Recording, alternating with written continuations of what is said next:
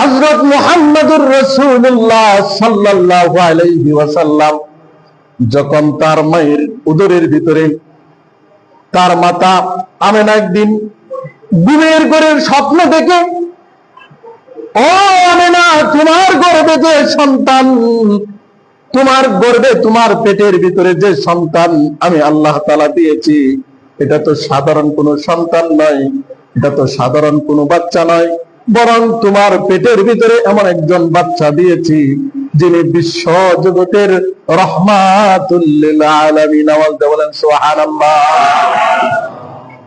আমেনাকে ডাক দিয়ে বলেন, ও আমেনা, তোমার উদরে যে বাচ্চা রয়েছে এই বাচ্চাটা তো রাহমাতুল লিল আলামিন, এই বাচ্চাটা তো বিশ্ব জগতের সর্দার, বিশ্ব জগতের রহমত স্বরূপ তোমার উদরে আমি আল্লাহ তাআলা দিয়েছি।